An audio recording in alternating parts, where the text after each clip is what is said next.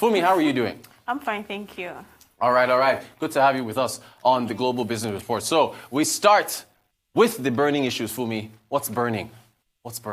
Yeah, so if you look at the list, we have about 6 burning items. The Bankers Committee met, and part of the consideration at the meeting is to collaborate with the federal government to invest on infrastructure. The country's infrastructure has a huge infrastructure deficit. 30 billion. What's the amount again? About $3 billion within the space of 26 years. So that is huge. So I think this private-public partnership will go a long way to be able to reduce this gap. But if they can find the money. Definitely the money, but it comes with pros and cons. Right. Because that could mean that lending to the private sector could decline, and that could weigh on economic growth, GDP growth. So we also need to consider the pros and cons. Yes. Why it's a good development, we have to balance things so that we don't have to lose out on one side. Of course. Then the IMF also revised 2020 GDP growth to 2% from 2.5% on concerns that oil prices are down again, and that could reduce its contribution to GDP. And oil is one of our major commodities. If anything happens to oil, the Nigerian economy oil is our only major commodity. Let's say it's one of our. So that we don't, as far as foreign exchange earnings are concerned. Definitely. Okay. So the federal, the committee met, yes. And a total of 647.3 billion naira was disbursed, which represents 9.6% decline compared to what was disbursed in the last month. Okay. So that was because VAT revenue declined and statutory revenue also declined. Brent is also down after increasing for 8 consecutive days. Is now down to 58.36, and that's due to the coronavirus volatility. Definitely. The external reserves, they are down again at 36.85 billion. It means that our import cover is just 9.17 months. So not even up to a year again. Yes, not even up to a year. And our central bank governor has said that for devaluation to take place, among other conditions, yes, that has to get to 30 billion, Abi.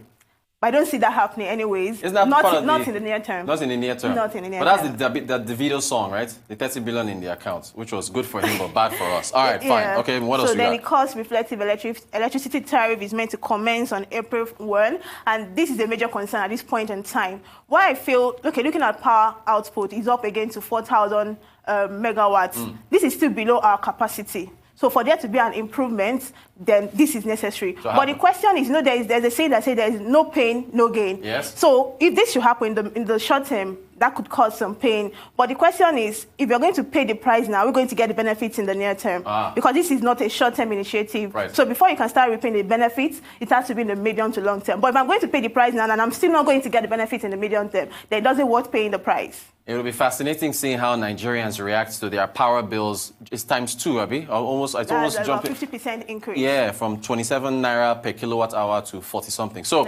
impact, yes? Yeah, so the bridging infrastructural gap is good. The impact will be felt in the medium to long term because, capital project, you tend not to get the impact on the short term. It takes a longer time for you to feel the impact. I had one small star asterisk that says, if we can find the money. We'll definitely find the money. Okay, and then the power output, yeah? Like I said, we are still performing below capacity. Investment is very critical in that sector. The external reserves is down again. Oil prices are down. That's a concern. So that could expose the country to external vulnerabilities. Yes, indeed. So we need to definitely diversify the revenue base. This corona thing better get sorted out later. So can I have the next slide? This corona thing better get sorted out. If not, we are going to be... Hopefully. We're going to be in trouble. Okay, still on the power sector, yes? Yes, so and if you look at the constraints, gas is a major constraint, so we need to find a lasting solution to this. But I believe with investment in that sector, we should be able to reduce, if not eradicate, this constraint. Grid is also there. There's no water constraint. That's a plus. Okay. So we believe that with the investment, we could see an improvement in this. And power output above 4,000, close to maybe 10 to 30,000 megawatts is good. But one thing I was also thinking about is the fact that there should be a sort of differentiated pricing. Okay. So during the peak period, then prices should be higher. Then during the off-peak, we should see prices decline. So by so doing, corporates tend to pay more because they make use of electricity during the day. So that in a way will help to, reduce the impact on on the citizen, on an average citizen. You're saying poverty level is high. Right. So that could help too. I like that. That almost reminds me of like summertime in the West where the sun is out. They want to cool down. They use more power to cool down. So peak period, the power prices go up. Then off peak it goes down. I like that. Okay. So next slide. Commodities. Yes. Price movement. Huh? Yeah. So what are we seeing here? Yeah, if you look at domestic commodities, we can't separate some of these items from the border closure. Of course. But the good news is that with the closure of the land borders, we've seen domestic production increase. That is a form of incentive to local farmers to increase.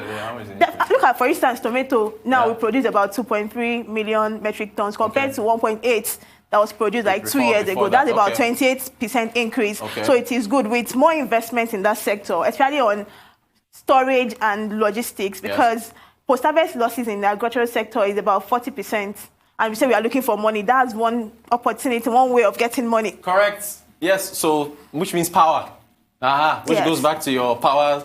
So you see, all these things are all intertwined. Yeah, so beyond production, we should also try to reduce losses, wastages, to be able to maximize revenue. But we look at palm oil. Palm oil is still stable. Semo is up. Sometimes the price of semo is determined by the price movement in wheat, because wheat is a major item. Yes.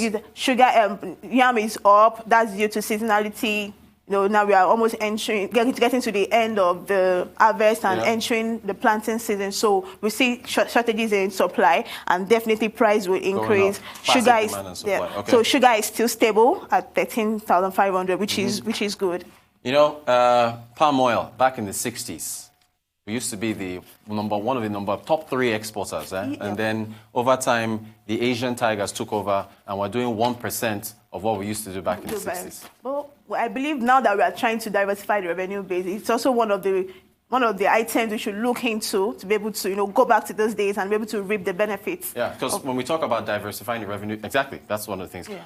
Okay, let's see here. Okay, still more commodities. Good old Garri. Soaking with some cubes of sugar. Okay, sugar was in the last one, so nice combination. Sugar is stable, while Garri is up. Okay. Farmers were discouraged to increase production because, cassava prices declined towards the end of last year, and because of that, some farmers had to cut down their production. So now we are seeing shortages in cassava. Without cassava, there can't be Garri. So that's why now prices are up. They are up to about 8,900. And then the number one fixation of the government and everybody else, the number one conversation starter when it comes to all commodities. Rice. It's a major staple. But now you can see that prices are down because we've seen local production increase. But my major concern is, once we pay our normal delicious meal, jollof rice, most of the local rice, can they actually give you that perfect taste? That's the question. You can get all those stones out of there. No, there are some that don't even have stones, but in terms of taste, I heard they're pretty good. So we have to improve on that. But it's a good one. Taste is from the rumor has it that it's even tastier than the imported rice. This is what I hear. We will have a different show on that. Okay. So what? Flour? So same story. Flats. Yeah, beans. Down. We are seeing increased output currently, and that is pushing down prices. Cement is up. During the dry season, we see construction activities increase, and that means demand for cement will increase, and prices are up again. Which you can't help but when you say cement, can't help but think about the richest man in Africa, right? Can't help it. Can't help it. It's natural thing. And then you just talked about tomatoes. And pepper is also helped slightly. He's also playing in that space. He has the biggest tomato processing plants, definitely in Nigeria, and then arguably in Africa. And then good old pepper as well. Yeah. All these jollof rice components, most of them are up there as well. Food inflation. So it was recorded at 14.85% in January.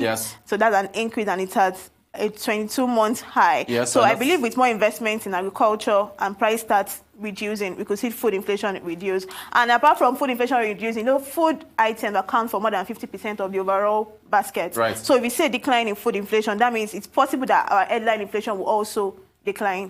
Because it's been pushing headline inflation this entire time. Most of what Nigerians spend their money on is food. And then I think transportation and other things. An hungry man. There's an angry man. And they're going to get angry when those electricity prices go up April 1st. What's our next slide here? Still on oil now. The price movements, yes? So it's largely driven by coronavirus. Although we saw that prices increased for 8 straight days, and that was because we saw reduction in Libyan's oil output, and that in a way helped to reduce the effect of the virus on prices. But now there are news that there are new cases, there are increased an uptick in the new cases of virus in China and even South Korea. About 52 new cases were confirmed, and that has helped helped to cap the gains in the last few days. So I think the coronavirus is a major factor that is actually affecting the price movement of oil, and it will still continue to be in the near term. Yes, because there is no near-term outlook that suggests that things are going to get better.